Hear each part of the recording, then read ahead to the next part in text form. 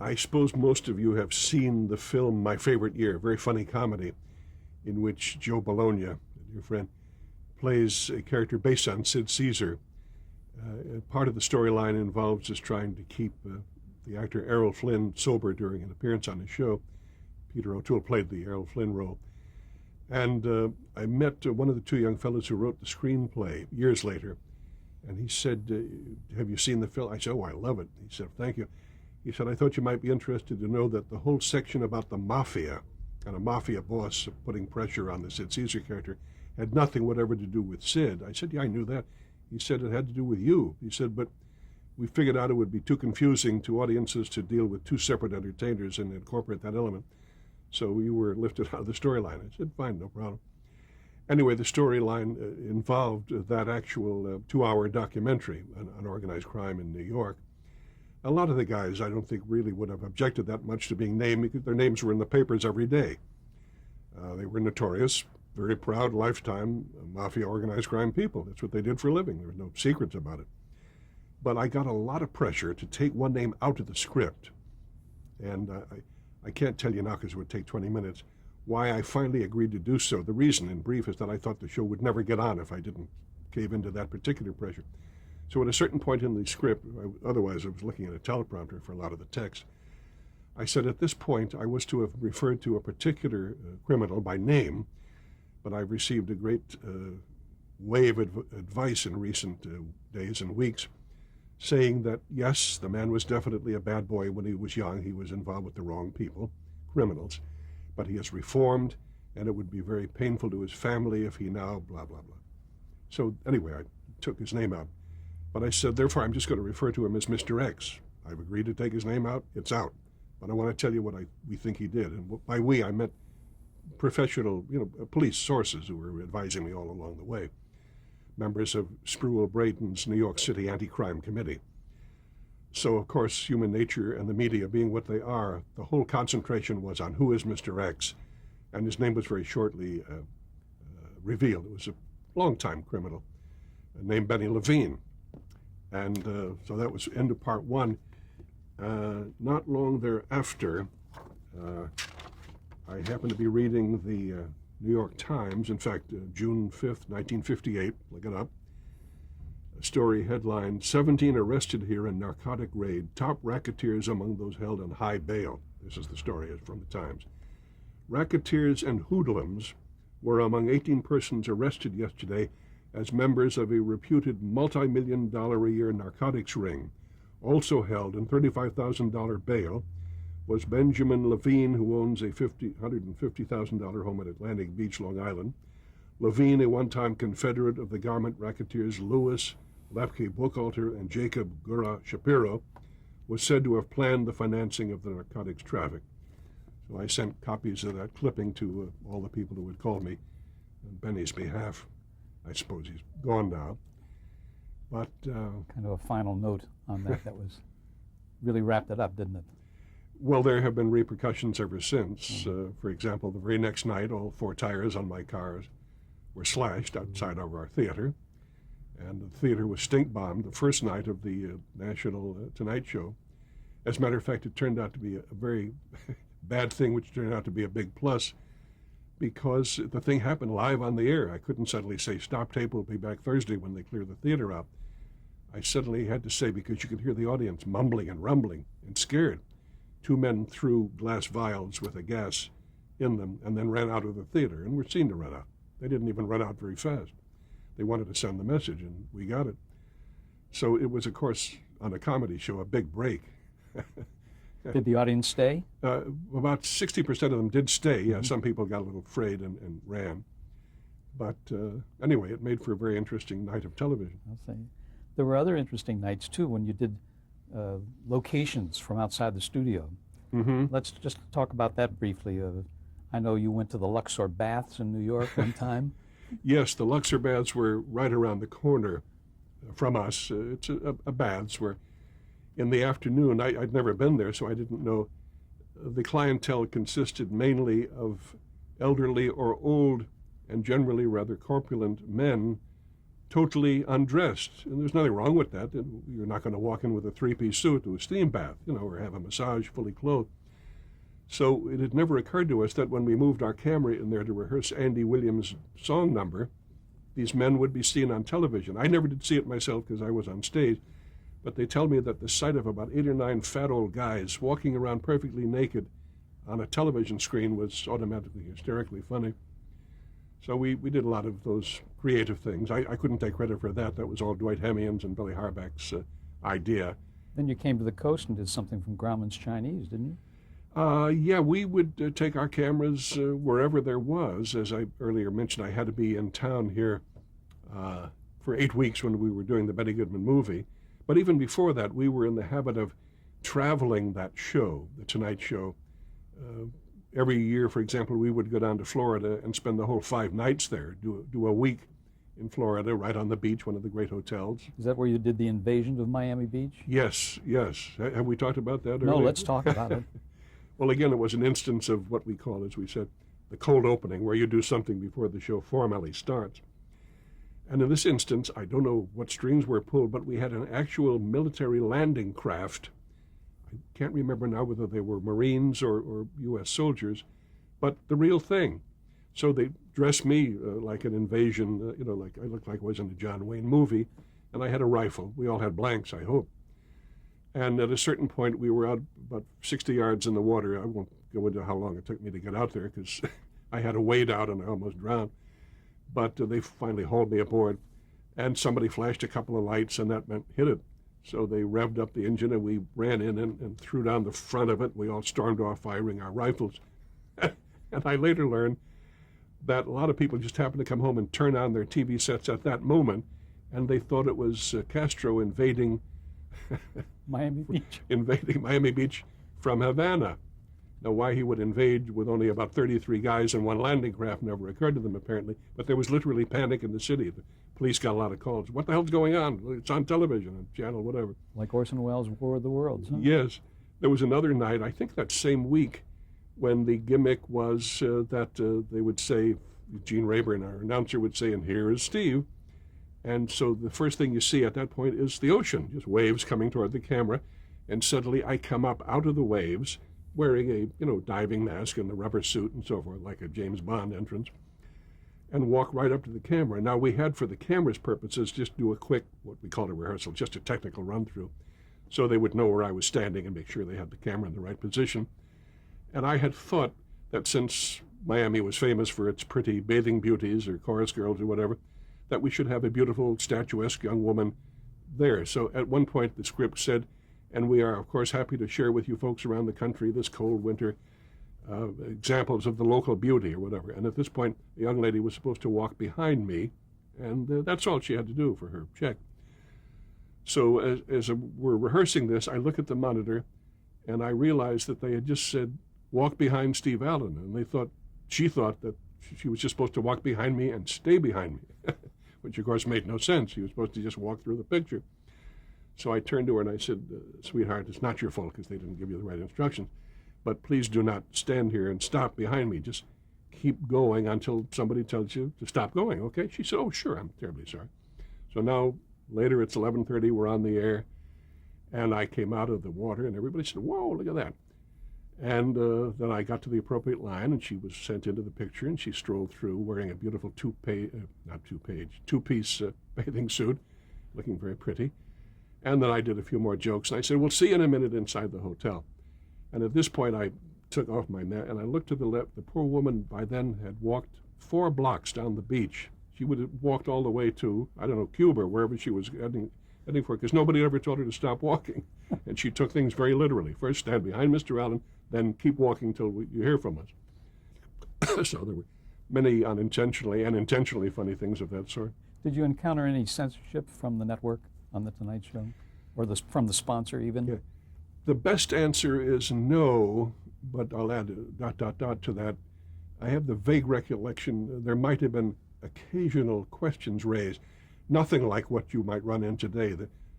I don't deserve any credit for talking clean. Nobody talked dirty, so if you're going to credit me, credit Sid Caesar and Jackie Gleason and everybody on TV. Nobody did. The Lucille Ball show was never depending on dirty laughs, as so many shows do now. So I was simply one of the people who didn't work dirty. I think there was a time when Mae West was supposed to read a line on the show. Do you recall that? The line was something like, "Hi, my name is Belle. They call me that because of the way I go ding-dong." Do you recall that NBC didn't want that on the show? That sounds vaguely familiar. I mean, we picked that up in our research. Then it must be an accurate report. Booking Mae West was actually quite a coup. I've always been Mae West's biggest fan ever since I was about, 12 years old when I first saw her. She was a really funny and creative woman. She wrote a lot of her own material, wrote some of her own plays, wrote the scripts of some of her own movies, and was a true original. There was only one Mae West. She was actually, I think, a very modest person, but she pretended to be naughty. Consequently, there was nothing whatever objectionable about her work. Today, it's like, hey, right in your face, and often disgusting. Didn't Jane Mansfield kind of play that same role? Yeah, except Jane Mansfield was quite attractive, but she had no talent. And this is not an insult, it's like saying she wasn't Armenian. Talent never came up. But she played like she didn't know what she was saying. Yeah, but that's not what Mae West did. Mae knew every instant what she was saying and was brilliant and greatly talented. She and W.C. Fields are one of the great comedy teams of all time. See them if you want to learn how to be funny. But Mae West was so pretending, so all in tongue-in-cheek, all in quotation marks, that she could get away with perhaps the one really dirty line in the history of motion picture comedy. You couldn't say heck in a movie in those days. If there was a husband and wife scene, they had to be in twin beds and so forth. So it was basically, with a few exceptions, a very clean medium. But nevertheless, Mae West wrote the line and delivered the line to Cary Grant in what I think was his first movie. Oh, hi, you glad to see me? Or is, boy, I just blew this famous joke, okay. Forgive me. Hi, is that a gun in your pocket? Or are you just glad to see me?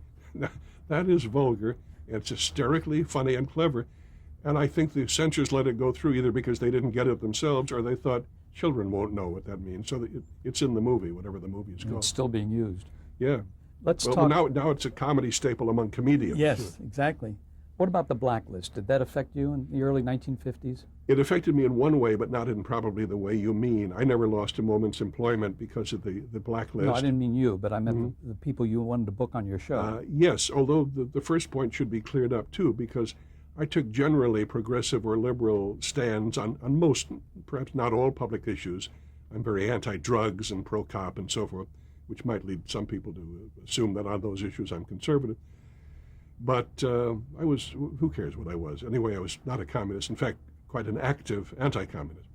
So when I began to get mail saying, "You dirty communist bastard," first I laughed. You know, it would be like calling, Louis Farrakhan anti-black or something. It was just preposterous. So nevertheless, there was one instance where we were down in Miami with our gang, and we went to one of the local clubs and saw a charming act with Betty Garrett and her husband Larry Parks. Now, Larry had just had this triumph playing the part of Al Jolson in the life story of Jolson's work and life. So I went backstage to them after their show, which was really delightful. And I said, "Hey, that so-and-so number is terrific. We'd love to have you guys on the show soon." And of course, they said, "Fine." So about 4 or 5 weeks later, it suddenly occurred to me, wait a minute, I never heard any more about the Larry Parks booking. And Billy Harbeck, our producer, was with me, so he knew about it. So I said, "Billy, whatever happened with booking Betty and Larry?" He said, "We can't." I said, "What do you mean we can't? I told you to book him." He said, "I know you told me, but we don't run the network." I said, "I still don't know what we're talking about." He said, "Shh, blacklist." And I said, "Neither of them is a communist. What's the problem?" Now, I later learned that at this point, Larry Parks had already testified to Congress, had even named names of people that he knew were communists. His justification was that the committee already knew they were communists, so he wasn't revealing any real secrets. In other words, he had caved in, poor guy, and a lot of people would have done it, so that doesn't make him a bad man. I liked him.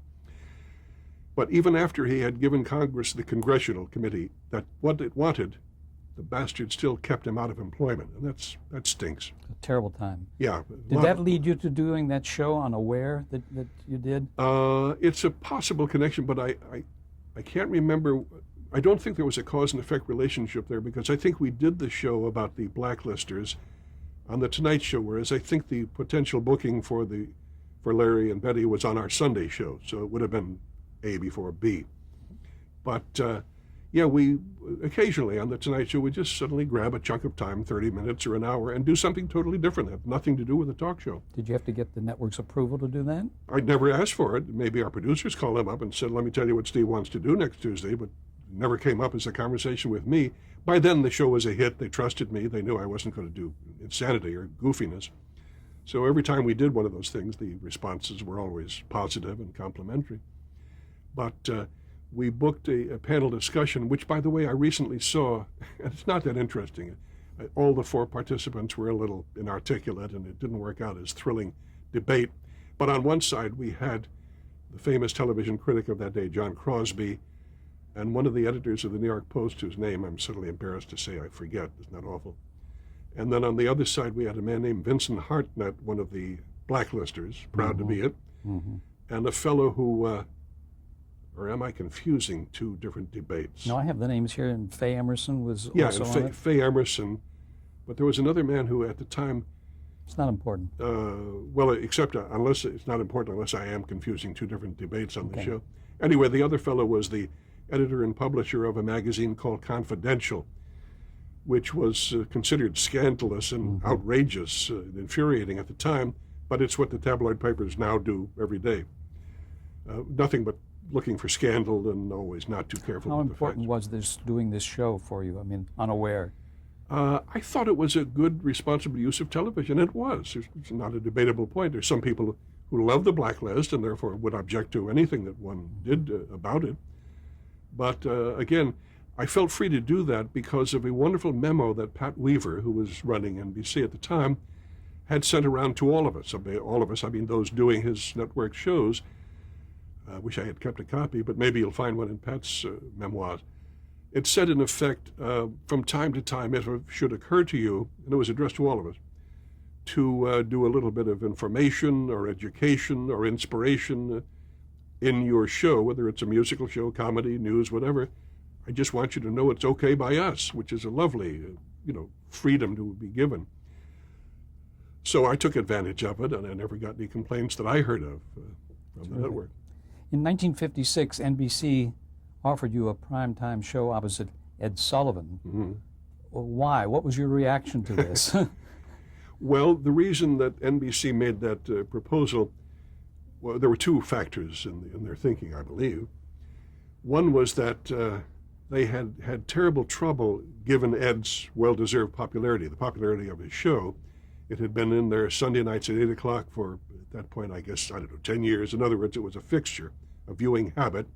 And they had put some very formidable opposition opposite Ed, Jimmy Durante, Jerry Lewis, Dean Martin, big names. But they had never had any luck in getting even close to his rating. And obviously it's not because Jimmy Durante and Dean Martin and Jerry Lewis weren't good enough. Ed Sullivan was a darling fellow but had no talent, whatever. He was a journalist who said, and now he pointed to talented people, as Fred Allen once pointed out. As Fred said, you could rub meat on the actors and a dog could do that. Typical Fred Allen brilliance and insight.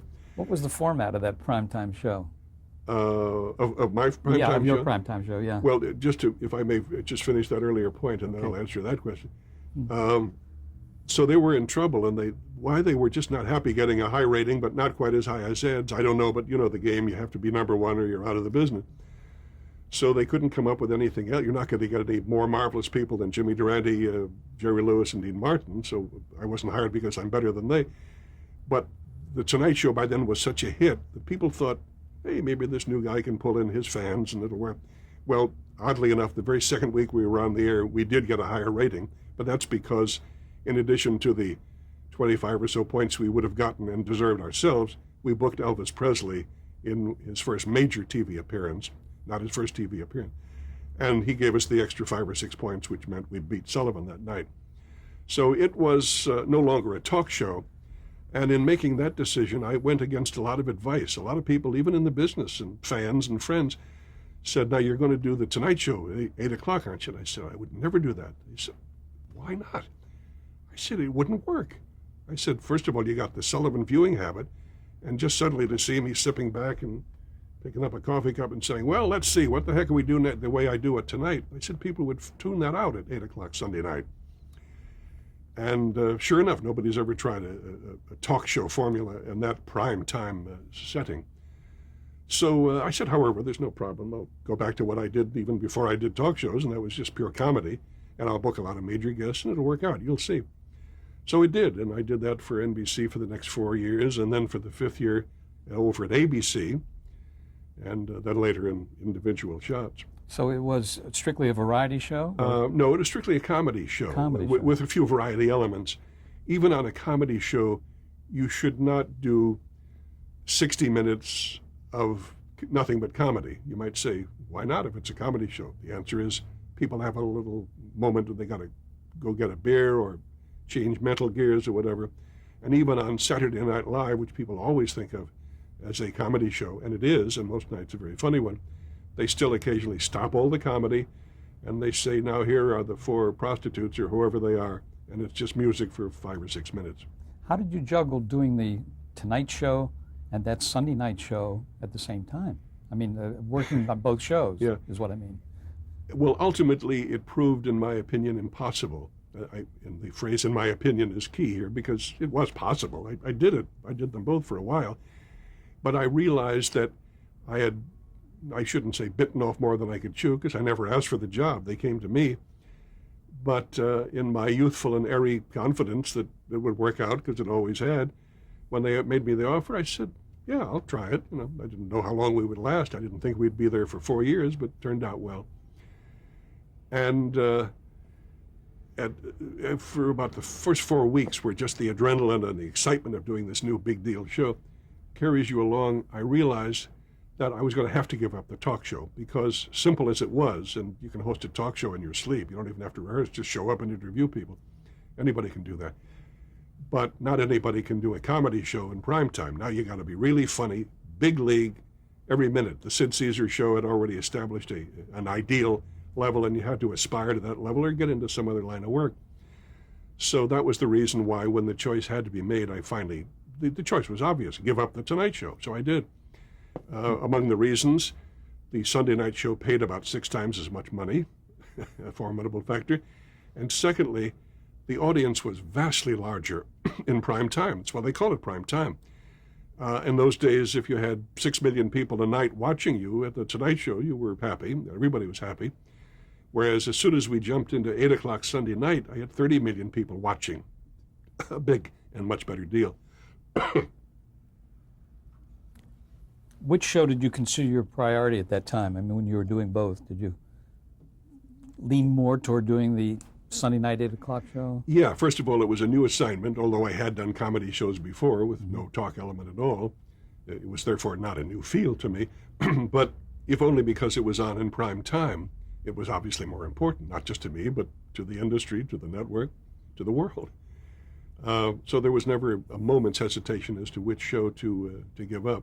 And your first show, I have as the date is June 24th, 1956.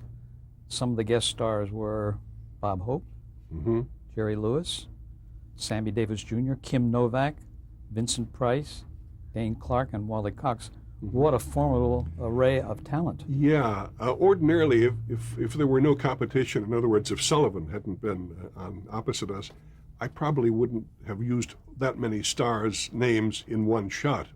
We would maybe take 3 of them and build our show around that, plus our own team we were putting together. Did they give you an unlimited budget for guest stars? Oh, no. The budget limitation, they gave us an overall budget. How we spent the money, they didn't really ask or care.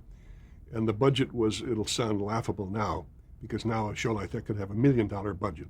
Our budget was $100,000 per show. Of that, I got a chunk, not a formidable chunk, but the lion's share. And even whoever was the biggest superstar on earth, he or she would get a top of $7,500. It was really a case of price fixing, as far as I can see, because nobody on any show got more than $7,500 for a one-shot. And that would have continued had not Ed panicked his sudden walloping because of my booking Elvis. This story's been told many times. He called Colonel Parker, Elvis's manager, backstage at our theater the night it happened. He knew what was happening. And he offered, again in his panic, because he had been invincible, in his panic he offered the Colonel a firm booking of either 3 or 5 appearances on his show, the stories vary, at $10,000 per shot. And some people have said 15, but I believe the correct figure was 10,000. And that was a very dramatic thing to do because nobody else had ever gotten more than 75, and most guests worked for much less than that. If all we had for a given guest was $1,500, most of them were glad to take it and kiss our feet because it was great exposure. Now, you brought over your staff from The Tonight Show. Show. Yeah, same gang. Herb Sargent, Stan Burns, Right. Dwight Hemian, Bill Yeah. Harbach. Mm-hmm. You added some writers. Leonard Stern was there. Yes, Leonard came in. He had earlier written for Jackie Gleason, and I think at one point for Abbott and Costello in their films. And then you mentioned Don Hinckley too before. Yeah, Don's early death was a tragic loss. He was a remarkably gifted, original comedy writer, joke writer, and sketch writer. We partnered him with Bill Dana, who was just a member of our writing staff for quite some time before he worked on to on-camera appearances. And then I must mention, just to give them credit, Marvin Worth, Hal Goodman, and Larry Klein. Yes, yeah.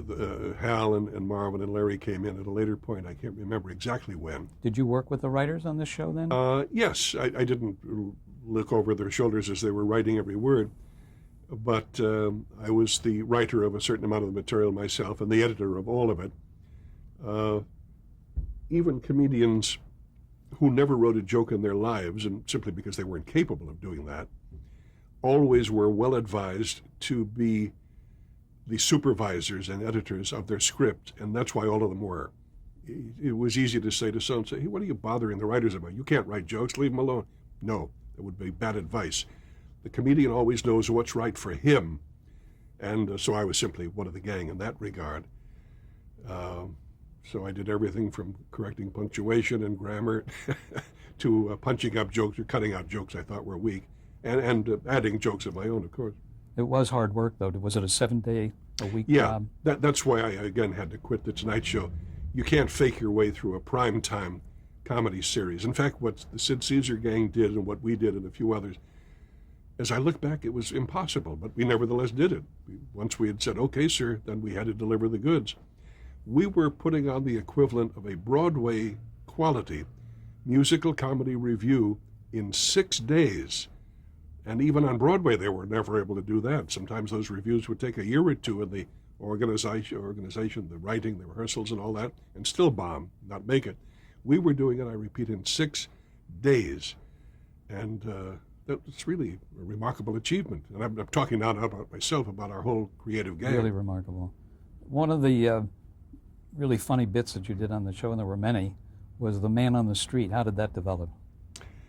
The man on the street is something that I think I've gotten more credit for than I deserve. I was simply doing a takeoff, a burlesque, a satire, whatever, of something that had been a staple of journalism for literally centuries. And to this day, it's still used.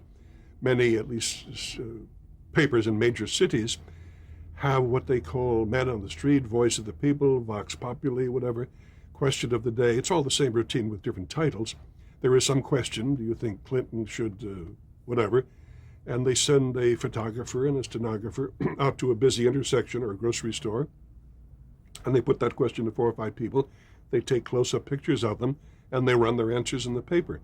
So I didn't create that. That's been around for 2 or 3 centuries at least. But I just thought it would be funny to do that on television, and of course, as a comedy bit, not in terms of serious interest. Let me pick up there in a moment while we change